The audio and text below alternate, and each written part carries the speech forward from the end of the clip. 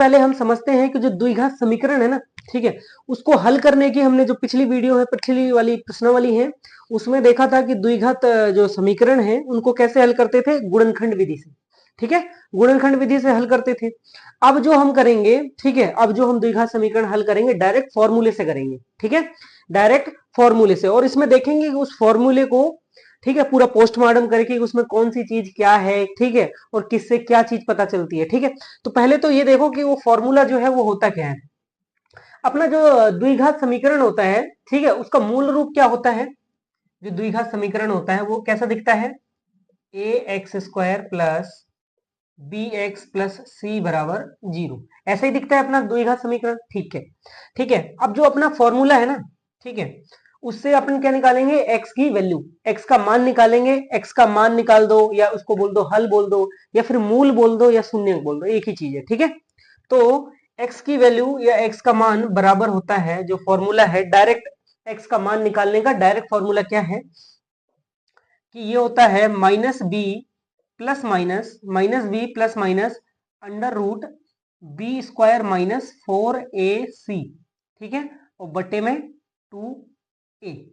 ठीक है, ये होता है हमारा फॉर्मूला। ठीक है, ये क्या है, द्विघात समीकरण को हल करने का मतलब एक्स का मान निकालने का डायरेक्ट फॉर्मूला है। ठीक है, ये है डायरेक्ट फॉर्मूला। और इसमें है क्या चीज, देखो ए है, बी मतलब बी है, ए है और सी, ए बी सी। तो ए बी सी क्या चीज है, ए बी सी ये क्या चीज है, ये देखो हमारा जो द्विघात समीकरण होता है वो कैसा दिखता है, उसका मूल रूप होता क्या है, वो ऐसा दिखता है, ऐसा दिखता है। तो इसके अंदर तुम्हें ए दिख रहा है, बी भी दिख रहा है और सी भी दिख रहा है, तो ये ए बी सी ये यही वैल्यू है। ठीक है, ये यही चीज की वैल्यू है। ठीक है, तो हमको क्या करना होता है, डायरेक्ट जो द्विघात समीकरण दिया होगा ना, जो द्विघात समीकरण क्वेश्चन में दिया होगा, उसमें से हमें ए बी और सी की वैल्यू निकाल के सीधे के सीधे इस फॉर्मूले में डाल देनी है। जैसे इस फॉर्मूले में आप वैल्यू डालोगे, रखोगे, इसका मान रखोगे, तो एक्स का मान निकल आएगा। ठीक है, तो इस तरीके से अपना डायरेक्ट इस फॉर्मूले से द्विघात समीकरण का मूल निकल आएंगे, द्विघात समीकरण हल हो जाएगा। ठीक है, अब देखते हैं, एक सवाल करके देखते हैं। ठीक है, एक कोई सवाल करके देखते हैं।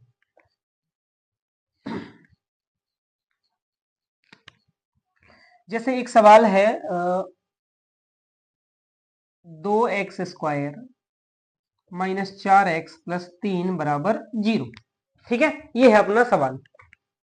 ठीक है, अब ये द्विघात समीकरण है, देखो द्विघात समीकरण बिल्कुल ऐसा ही दिख रहा है, x² है, x है, और फिर कोई एक अचर संख्या है, बिल्कुल ऐसे ही। तो इसमें क्या तुम्हें a और b और c की वैल्यू साफ साफ दिखाई दे रही है, बिल्कुल दिखाई दे रही है। देखो ये क्या है, x² के साथ जो होता है वो क्या होता है, a, माइनस का 4 क्या चीज है, जो x के साथ होता है वो क्या होता है, b, और ये जो अचर संख्या होती है ये क्या होती है, c। तो a b c तुम्हें पता चल गया। ठीक है, ओके, अब करना क्या है कि इनको बस इस फॉर्मूले में रख देना है, ए की वैल्यू, बी की वैल्यू, सी की वैल्यू। ठीक है, बस अब और हमारी एक्स की वैल्यू आ जाएगी। देखो कैसे, एक्स बराबर माइनस लगाया, फिर हमें बी का मान रखना है, बी कितना है, माइनस का 4। बी देखो, ए बराबर कितना है 2, बी बराबर कितना है माइनस का 4, और सी बराबर कितना है 3। तो बी बराबर क्या रखेंगे हम, बी की जगह माइनस का 4। ठीक है, ब्रैकेट लगा लेना, क्यों, क्योंकि देखो एक माइनस तो पहले से ही है फॉर्मूले में। ठीक है, और एक माइनस ये बी का मान का, फिर plus minus under root B square, मतलब माइनस 4 का स्क्वायर, माइनस 4 4 ए सी, ए का मान कितना है 2, सी का मान कितना है 3, बस टोटल बटे में क्या है 2 गुणा में ए का मान कितना है 2। ठीक है, अब इसको हल करो, ये माइनस माइनस क्या हो जाएगा प्लस। ठीक है, प्लस का 4 प्लस माइनस, इसके बाद अंडर रूट में क्या रहेगा, माइनस 4 का जब तुम स्क्वायर करोगे तो कितना आएगा 16, प्लस का 16। ठीक है, क्योंकि माइनस माइनस तो खत्म हो जाएगा। इसके बाद इन सबको गुणा करो, 4 दूनी 8 और 8 तिया 24, 4 दूनी 8 और 8 तिया 24। ठीक है, देखो, और नीचे कितना आ जाएगा, 2 दूनी 4। ठीक है, अब देखो इसके बाद इसको x बराबर 4 प्लस माइनस 16 में से 24 घटाओगे तो कितना बचेगा, 16 में से 24 घटाओगे तो 8 बचेगा। ठीक है, लेकिन 16 में 24 घटाओगे तो माइनस का 8 बचेगा। तो अंडर रूट के अंदर क्या आ गया, माइनस का 8 और बटे में 4। ठीक है, अब एक मुसीबत हो गई है। मुसीबत क्या हो गई है कि देखो, जब भी अंडर रूट के अंदर, जब भी अंडर रूट के अंदर अगर कोई चीज माइनस में आ जाए, किसमें आ जाए, माइनस में, ये देखो माइनस में आ गई। अगर अंडर रूट के अंदर को वाली चीज जो है माइनस में आ जाए तो उसको हल नहीं किया जा सकता। ठीक है, उसकी कोई भी वास्तविक संख्या नहीं निकलेगी। ठीक है, अवास्तविक संख्या निकलेगी। मतलब सीधा है कि अगर अंडर रूट के अंदर माइनस आ जाए तो इसका हल निकलेगा ही नहीं, इसके कोई हल नहीं होगा। बस सीधा अंडर रूट के अंदर माइनस आ गया, कोई हल नहीं, बढ़िया। ठीक है, इसको हल ही नहीं करना है, क्यों, क्योंकि इसके हल निकल ही नहीं सकते। ठीक है, तो हम सीधा लिख देंगे कि इसके कोई भी, ठीक है, वास्तविक हल नहीं है। ठीक है, इस सवाल में, ठीक है, ये लिख देंगे। ठीक है, इसका कोई भी वास्तविक हल नहीं है, कोई हल ही नहीं होगा इसका। ठीक है, समझ गए। ठीक है, तो इस तरीके से अब अगर, तो बस दिक्कत तब है जब यहां माइनस में आ जाए। माइनस में आएगा तो कोई हल नहीं होगा, लेकिन अगर प्लस में आएगा तो हल हो जाएगा बस। ठीक है, तब हल हो जाएगा। अगर ये चीज जीरो आ जाए, ये चीज जीरो आ जाए, ठीक है, अगर अंडर रूट के अंदर कोई चीज जीरो आ जाए तो ये चीज तो खत्म हो जाएगी, ये जीरो हो जाएगा ये पूरा। ठीक है, तो बचेंगे इसके क्या, सिर्फ एक ही हल आएगा। मतलब एक ही हल क्या, मतलब दो हल आएंगे लेकिन दोनों बराबर होंगे, दोनों सेम सेम हल आएंगे। ठीक है, अब ये चीज मैं एक बार यहां लिखवा दे रहा हूं। अब तुम्हें इस चीज से ये कुछ कुछ ये समझ में आ रहे हैं, ये है हमारा मेन फॉर्मूला। ठीक है, तो हमें इस चीज से कुछ कुछ ये पता चल रहा है, एक तो कि बी स्क्वायर माइनस 4ac जो है ना, बी स्क्वायर माइनस 4ac यही चीज है ना अंडर रूट के अंदर। ठीक है, रूट के अंदर यही चीज है, बी स्क्वायर माइनस 4ac। तो इससे ये मुझे पता लग रहा है कि अगर बी स्क्वायर माइनस 4ac जो है, अगर ये चीज माइनस में आ जाए, ठीक है, अगर ये पूरी चीज माइनस में आ जाए तो कोई भी हल नहीं होते हैं। ये चीज समझ में आ रही, क्लियर है? चलो ठीक है, ठीक है, चलो ठीक है, तो ये तो हो गया। ठीक है, इसका कोई हल नहीं होएगा। एक और सवाल करके देखते हैं, उसके देखते हैं हल आते हैं कि नहीं आते हैं। ठीक है, ठीक है, तो एक और सवाल है, x square plus 7x minus 60 बराबर 0। ठीक है, तो एक सवाल ये है। अब इसको देखते हैं कि इसके क्या हल आते हैं, कि आता है कि नहीं आता है। ठीक है, फॉर्मूले में रख के देखते हैं। ठीक है, तो एक्स स्क्वायर के आगे क्या है, कुछ भी नहीं है। एक्स स्क्वायर के आगे मतलब 1 है, तो a की वैल्यू कितनी आ गई, 1। b की वैल्यू कितनी आ गई, 7। और c की वैल्यू कितनी आ गई, माइनस का 60। ठीक है, अब ये वैल्यू क्या करेंगे, हम फॉर्मूले में रखते हैं। ठीक है, चलो, तो x बराबर माइनस बी की जगह कितना रखेंगे हम, 7, प्लस माइनस बी स्क्वायर मतलब 7 का स्क्वायर। ठीक है, 7 का स्क्वायर माइनस 4ac, 4a कितना है 1 और c कितना है माइनस का 60। माइनस है तो इसको ब्रैकेट के अंदर डाल लो। ठीक है, क्योंकि निशान बदलेगा ये। 2 गुणा a कितना है, a कितना है 1। ठीक है, चलो ठीक है, अब इसको सॉल्व करें तो कितना आएगा देखते हैं। माइनस का 7 तो ऐसे का ऐसा, प्लस माइनस। ठीक है, 7 का अंडर रूट के अंदर क्या क्या आएगा देखो, 7 का स्क्वायर करेंगे तो 49, माइनस 60 का गुणा जब 4 से होगा, लेकिन ये माइनस का 4 है तो प्लस हो जाएगा। ठीक है, तो कितना आ जाएगा, 4 6 24, 240, 240, लेकिन प्लस का। ठीक है, माइनस का नहीं आएगा। समझ में आ रहा है, माइनस का नहीं आएगा, क्यों, क्योंकि ये माइनस और माइनस प्लस हो जाएगा। और नीचे कितना है हमारा 2। ठीक है, 2 का 1 से गुणा होगा तो 2 आएगा। ठीक है, अब कितना आया ये देखो, इसके बाद बराबर माइनस का 7 प्लस माइनस 49 और 240 जोड़ोगे तो कितना आएगा, अंडर रूट के अंदर 289 बटे में 2। ठीक है, और ठीक है, तो बराबर ये हुआ, तो बराबर -7 प्लस माइनस 289 किसका वर्गमूल होता है, अंडर रूट में है ना, तो 289 किसका होता है, 17 का होता है। ठीक है, तो 17 बटे में 2। ठीक है, अब देखो ये प्लस माइनस का क्या मतलब है, यहाँ पे प्लस माइनस जो इस फॉर्मूले में प्लस माइनस होता है ना, इसका मतलब होता है एक बार तुम प्लस लो तो एक हल मिलेगा, एक मूल मिलेगा। एक बार तुम माइनस लो तो एक और मूल मिलेगा। समझ में आ रहा है, इस तरीके से दो मूल मिल जाएंगे। ठीक है, एक बार प्लस लेके और एक बार माइनस लेके। ठीक है, तो एक बार जब हम प्लस लेंगे तो मूल क्या मिलेगा मुझे। ठीक है, तो एक्स की वैल्यू कितनी आएगी, इसको मैं यहाँ कर दे रहा हूँ यही। ठीक है, तो x बराबर एक बार तो मैंने क्या लिया, -7 प्लस का 17/2, तो कितना आया? 17 में से 7 घट गया तो 10, 10/2 5, ठीक है। और एक बार मैं x बराबर क्या लूंगा इसको? माइनस, तो -17 -17/2, तो -17 कितना होगा? 17 और 7 -7 -17, तो -17 में 7 जोड़ोगे तो कितना आएगा? 24, माइनस का 24/2, तो बराबर माइनस का 12, ठीक है, माइनस का 12। तो एक इसका जो मूल है वो क्या आया? 5, और एक मूल क्या आया? माइनस का 12, ठीक है। तो इस तरीके से इसके दो मूल आ गए और दोनों के दोनों अलग अलग आए, ठीक है।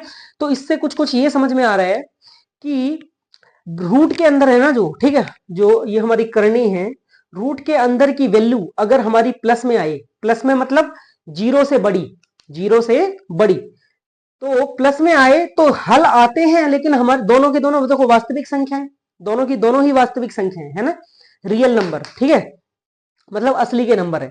तो दोनों के दोनों वास्तविक आए हैं, लेकिन कैसे आए हैं? अलग अलग। ये 5 आया और ये कितना आया? माइनस का 12 आया। समझ में आ रहा है? तो दोनों अलग अलग आते हैं, मतलब अगर रूट के अंदर वाली चीज, रूट के अंदर वाली चीज मतलब क्या? b² - 4ac अगर प्लस में आए, प्लस में आए मतलब 0 से बड़ी हो, 0 से बड़ी हो, तो जो हमारे मूल आते हैं वो कैसे आते हैं? दो वास्तविक मूल आते हैं, लेकिन अलग अलग आते हैं। समझ में आया? ठीक है। और अगर यही चीज हमारी माइनस में आई थी, जो हमने देखा था पिछले क्वेश्चन में, कि जब ये माइनस में आ गया था तो क्या हुआ था इसके साथ? ठीक है, माइनस आता है तो ये हल ही नहीं होता, तो मतलब कोई वास्तविक हल नहीं होता, ठीक है। समझ में आ गया? अब अगर ये चीज 0 आ जाए, अब अगर ये चीज क्या आ जाए? 0, अगर ये चीज 0 आ जाए, मतलब ये इधर वाली चीज पूरी अंडर रूट वाली 0, मतलब ये 0, ठीक है, मतलब ये 17 नहीं आएगा, प्लस ये 0 होएगा, तो आएगा क्या? खाली 7/2, माइनस का 7/2 ही आएगा ना, ठीक है। तो इसका हल जो है दोनों के दोनों बराबर आएंगे, सिर्फ मतलब -7/2 -7/2, दोनों के दोनों हल बराबर। मतलब क्या है कि जब ये चीज 0 आती है तो हल कैसे होते हैं? दोनों के दोनों हल बराबर, हल या मूल, दोनों के दोनों मूल कैसे होते हैं? वास्तविक तथा बराबर, ठीक है। चलो ठीक है, तो इन चीजों से हमें ये चीज पता चल गई, इन दो एग्जाम्पल जो हमने सॉल्व किए हैं, ठीक है। तो इनसे हमें 3 रिजल्ट पता चले, उन रिजल्ट को लिखते हैं, वो बहुत ही इंपॉर्टेंट रिजल्ट है, ठीक है। चलो इसको कर लो जल्दी से एक बार, ठीक है। अब वो लिखते हैं हम, जो 3 हमें रिजल्ट पता चले ऐसे सॉल्व करने के बाद, ठीक है। एक तो चीज ये पता चली कि ये जो b² - 4ac है ना, b² - 4ac, ठीक है, ये वाली जो चीज है, ठीक है, इसको हम क्या बोलते हैं? d, कैपिटल डी, ठीक है। कैपिटल डी, डी की फुल फॉर्म क्या होती है? डी होता है डिस्क्रिमिनेंट, क्या? डिस्क्रिमिनेंट, डिस्क्रिमिनेंट, डिस्क्रिमिनेंट का क्या मतलब होता है? वैसे डिस्क्रिमिनेंट जो शब्द है ना, इसका मतलब होता है भेदभाव, ठीक है। तो मतलब ये डिस्क्रिमिनेंट मतलब भेदभाव अलग अलग करके बता देता है कि कौन सा द्विघात समीकरण कैसा है, ठीक है, मतलब वास्तविक है कि नहीं है, उसका हल निकलेगा कि नहीं निकलेगा, अगर निकलेगा तो कैसे हल निकलेंगे, दो अलग अलग निकलेंगे कि दोनों बराबर निकलेंगे, तो इस चीज ये चीज बता देता है, इसलिए इसको क्या बोला जाता है? डिस्क्रिमिनेंट, डी, ठीक है। इसको सीधा बोल दो कैपिटल डी, कैपिटल डी बराबर ये, ठीक है। क्यों? क्योंकि डी क्यों लेते हैं? क्योंकि ये डी मतलब होता है डिस्क्रिमिनेंट, हिंदी में इसको बोलते हैं वि वि विविक विविक्त कर, विविक्त कर, ठीक है, हिंदी में इसको बोलते हैं हम विविक्त कर, ठीक है, समझ गए।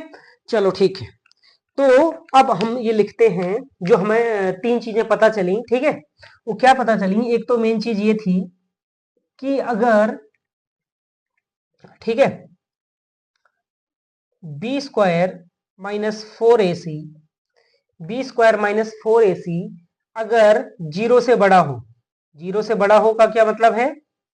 कि अगर ये चीज क्या आए? धनात्मक आए, क्या आए? धनात्मक, ठीक है, धनात्मक, मतलब b² - 4ac क्या चीज है? अंडर रूट के अंदर वाली चीज है ना, ठीक है, करनी के अंदर वाली चीज है। अगर ये चीज 0 से बड़ी हो, इसको क्या बोलते हैं? बड़े का निशान, ठीक है।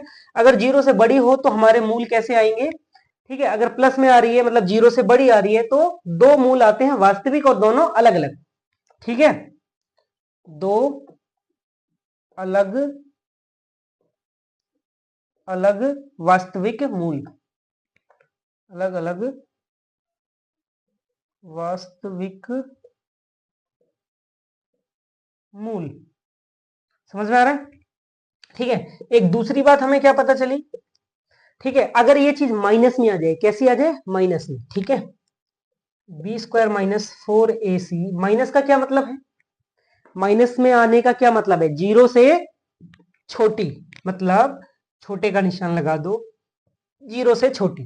तो अगर जीरो से छोटी आ जाए तो क्या होता है, इसका कोई वास्तविक मूल नहीं होता, कोई भी वास्तविक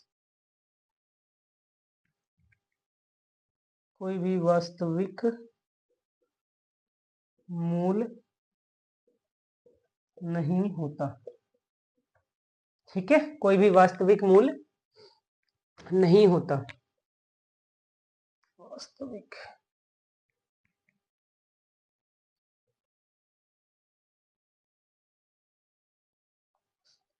ठीक है।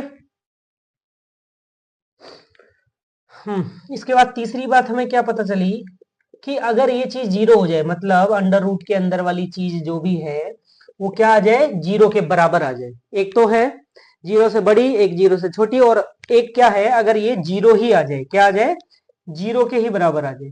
जैसे ही ये जीरो के बराबर आएगी तो दो हल निकलेंगे, लेकिन दोनों बराबर।